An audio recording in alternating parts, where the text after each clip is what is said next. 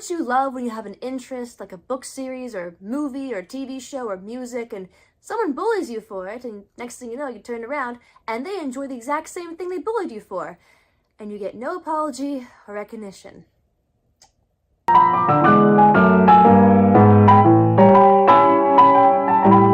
Hello, my Droogie Droogs, I'm Ashton Slytherin, and today we're talking about gatekeeping and drinking out of Golem's skull. I was on the Grand Yield TikTok just scrolling through, scroll, finding pretty much the same kind of video over and over and over again. It was as the algorithm wants me to see something very specific. In the olden days, the angels spoke to us through burning bushes, and now they talk to us through the internet. Modern times, baby. And in these videos, people are talking about those who find metal music and D&D through Stranger Things. It's a bit of an underground show, not really well known. Sorry, it's on Netflix. Unless you're living under a rock like Patrick Star, no offense to Patrick Star, you may have not heard of the show called Stranger Things. Well, they just got into their 4th season, and they introduced a character called Eddie Munson. And Eddie Munson is essentially the new Netflix heartthrob. Girls are gaga, well, boys are gaga, I mean, whatever you identify as. He looks like Heath Ledger, is this reckless D&D metalhead, pretty much every boy your parents warn you about. Golem's mad at me. Golem just spat on me with his skull. Don't date Eddie Munson because he's a devil worshipper. And a lot of people are currently upset because they feel like a lot of this new trend with metalheads and D&D players is coming from the show Stranger Things. How dare Stranger Things introduce the music that I like? To the point where people are now commenting on Metallica's social media pages saying sorry that Stranger Things somehow ruined their music for them, and Metallica basically had to respond saying, our music is for everyone. Because yes, Metallica should be very upset that more people are interested in listening to them. I feel very much it's my responsibility to talk about this. Well, maybe not my responsibility, just... Golem, stop spitting on me! What is happening? I put you over there in timeout. It's because gatekeeping is one of those things you can't really avoid in any sort of cultural sphere. Whether it be a fandom, mythology, lore, video game, book series, movie, TV show, music. And as somebody who was once upon a time the not cool kid, let's be honest, I'm still not the cool kid, someone who played a great deal of D&D in her teen years. I was president of my D&D club in high school. I was dungeon master 2 years in a row, quite proud of it if I may say so myself. I wrote Harry Potter fan fiction, I played World of Warcraft, I skateboarded, I was in musical theater, I had blue hair at one point. I was not the person that got asked to school dances. I wasn't the person that got asked to go to parties. I didn't really have many friends outside of my own interests other than my best friend, who, ironically enough, since we're talking about Stranger Things, was in fact a varsity cheerleader. By the way, it's very funny to see the D&D nerd and varsity cheerleader best friend trope become a thing right before my very eyes when I actually lived it. I digress. I was very much a nerdy kid. I got bullied horribly for the type of music that I listened to, for having the certain hobbies and interests that I had. I'm talking being thrown into walls, locked in the bathroom in the dark, beat up mercilessly. People used to just be awful to me. I can definitely understand what it feels like to be that person who's into all the things that aren't necessarily the cool kid things to be into, and then one day you wake up 10 years later and suddenly all the cool kids like it. It's like, where were you people when I was getting beat up? When did this happen? I understand your frustration. I understand why you are annoyed. I understand why so much of this is very confusing, so let's get into it. So before I begin, I want to explain exactly what gatekeeping is. So gatekeeping is this idea where a particular person basically watches over a certain community or fandom, and in some sense an entire culture, and basically makes this list of quotas to see if a certain person qualifies to fit into that group of people. And oftentimes this is very ridiculous because the set of quotas often changes based on who is gatekeeping said community. And one community can't just have one gatekeeper because everybody wants to be the gatekeeper, the leader of this entire group of people. Everybody wants to be the ultimate dictator, the ultimate superior. Who is the biggest nerd in the room? Let's find out. Ooh, that should be a game show. And no one necessarily decides who exactly this person is making these quotas. They sort of just pop up in internet chat groups. It's me! No, it's me! You claim to be a Star Trek fan, but have you actually watched the original series and Next Generation and Enterprise? Oh my gosh, you're into Harry Potter? Let me guess. you're a Gryffindor. This I very much have an issue with. Because heaven forbid you be an X-Files fan and not know every single line in every single episode of X-Files. Nobody voted these people in, nobody made these people superior, and the worst part is when someone new comes along and decides to have an interest in things like Doctor Who, or Star Trek, or Star Wars, or Harry Potter, or anime, or video games, there's always that one person who has to prove they know more than everyone else. Wow, you're such a noob. Like, I'm sorry. Who voted you superior? Because I certainly didn't. These people act as if they know everything about Tolkien the day they were popped out of their mother's womb, reciting quota from the Silmarillion. Kind of gatekeeping is also fairly common amongst music snobs, which kind of brings in our metalcore people being super sassy about Stranger Things. I still think people are so heated over Stranger Things. It's so funny to me. There is a certain kind of music snob that is very much, nice Nirvana shirt, name 3 songs. You listen to Stevie Nicks because of American Horror Story. This sort of kind of gatekeeping was definitely more relevant, I think, when the show Glee was around about 10 years ago. I was in high school for that time. I just remember everyone talking about it, mainly because I did musical theater and I was also in a band. So I kind of got both aspects of the Glee love-hate spectrum. Everyone in musical theater loved Glee, but it also led to this kind of gatekeeping of like, oh, she's trying out for the musical because I bet she saw Glee. Super weird about outsiders trying to audition for musicals in high school would complain about these people auditioning for musicals despite the fact that that person's actually quite talented. And it's like, do you really think this person doesn't belong in musical theater, or are you just jealous they might get the part you want?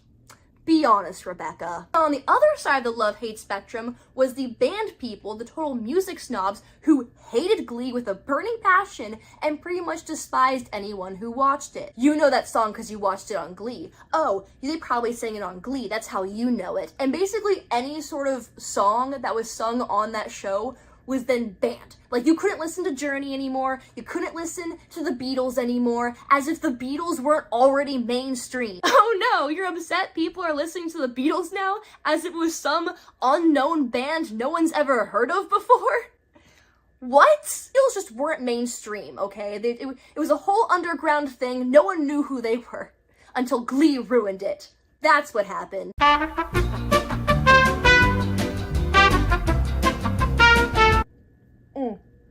And for those of you who are judging others because they suddenly gained interest in something like D&D or metal music because they saw it in a show like Stranger Things, don't you find it a bit ironic? I mean, the whole essence of nerd culture is to find bits and pieces from a fictional world we all love and adore and try to incorporate those elements into everyday life.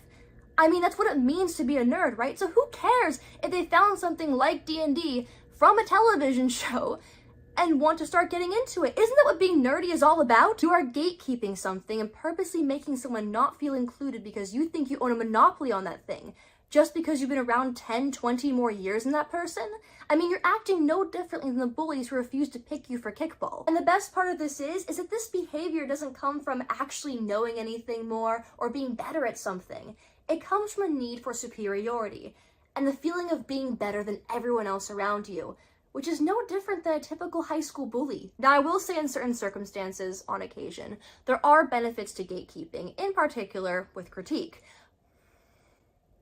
Can you please calm down? Now let's say there's a video game, a book series, that's about to be turned into a feature-length film, and a lot of people are excited about this, been waiting for this for 5, 10, 15, 20, 30, 40 years. And when the movie finally hits, it's awful. It goes against the lore, it goes against the story, it goes against everything the fans have wanted. And that's when people start making videos, they start making commentary, they start writing to the directors, they start saying something about the studio, saying, hey, this ain't how it works. This ain't what we wanted.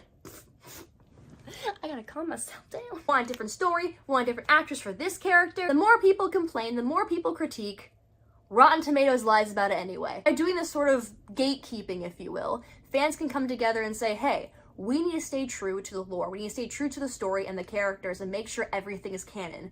Because this ain't it. This, I don't know what they were thinking with this one, but this just never happened in my book. We didn't want this. Please fix this. Please change this. Please don't do this. Please. Please.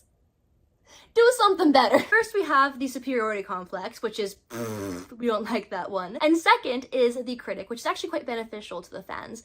And the third is the grudge. Now, I'm finding grudges in similar places I am finding superiority complexes. Very much places like TikTok, where people are making videos addressing bullies who used to make fun of them for having certain hobbies and interests, and are now partaking in those same hobbies and interests because of characters like Eddie Munson and shows like Stranger Things.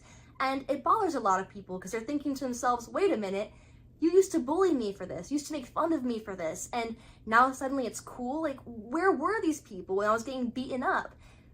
Why wasn't I the cool kid back then? And I can definitely understand why someone would feel frustrated and annoyed, especially when they don't feel like they're getting the recognition they feel like they deserve, and it's certainly not any apologies from the people who used to bully them. Like many of these people, I used to hold grudges against these kind of people, specifically when I was in high school. When I was a teenager, I was very much into Doctor Who. I started off in 2005. My mom introduced me to the old Doctors through old VHS tapes, and I was absolutely in love.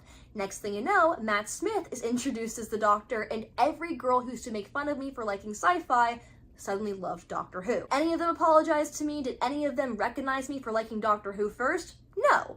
But at the same time, why should they? Why should they come up to me and say, you are the absolute queen of Doctor Who, and we're so sorry. Let me bow before your grace. My goodness, we are not worthy. We're not worthy. Like, that's never going to happen. That's never gonna happen. As much as I wanted to say these girls don't deserve to watch Doctor Who, they only like Doctor Who because they think Matt Smith is attractive, at the end of the day, I was actually more happy that more people were interested in something that I was really into. It meant more people in my school were going to have an interest in something, and it helped me spark conversations with people who used to not really like me. It helped me actually gain friends with people who didn't understand me before. And I know it's really hard for people to actually, try to befriend those who used to bully them or make fun of them. But when people are interested in something that they used to not understand, it actually opens their mind to not just that thing, but the people who actually enjoy that thing. And I ended up making a lot of great friendships with people who may have not understood me in the prior years. And, I know it's easier said than done. I really know it is. I know we must be frustrated. And again, it's frustrating. It's annoying to see people suddenly think something is cool. But I think in the long run, what you have to do is build really strong communities and build friendships over time, and eventually the bullies go away. Eventually it doesn't really matter anymore if someone likes Doctor Who or Star Wars or Star Trek or a certain video game. Again, I understand completely how frustrating it can be. I was not that cool kid. I spent most of my spare time writing Harry Potter fan fiction. But there's something kind of beautiful about liking these things, and over time other people starting to gain an interest. It helps build the community even bigger than it already was. For those people watching this thinking, but Ashton, we're talking about Stranger Things, we're talking about Eddie Munson. Eddie Munson hated bullies. He would have never accepted them. Well, in that case, Eddie Munson judged other people all the time, whether it was for playing sports or being into science or being part of a certain club that wasn't his own. And if there's anything we've learned from Eddie Munson, it's that people can change. It might just be me, but I'm a fairly forgiving person. I don't hold on to grudges, especially ones that should have died off in high school. And if a person who used to bully me back in the day comes up to me and says, hey Ashton, I've gained a recent interest in D&D or the music you used to listen to, or Harry Potter, or Star Wars, or Star Trek, or any of those things, I would be the first person to say, hey, here's my dice, here's my cards, here's my board, do you want to borrow my skateboard? Like, what else do you have an interest in lately? I don't want to be that kind of person to push people away who are interested and open to learning and changing their mind about something. I want to encourage people to learn, to grow, and have fun together. Because isn't that what it's all about? I know what it's like to be outcasted and to be the weird kid and the one that nobody asks to prom and the one who feels completely alone. But if you're so scared of feeling alone, why not try to encourage other people to have the same interest as you and to maybe join your club and, maybe make a new friend? I mean, at the end of the day, we're all just a bunch of giant nerds. And we're all outcasts, and we're all weirdos, and we're all just trying to find something to work on together. So why not build the party? Anyway, I'm Ashton Slytherin, and I'll see you next time. Bye, guys.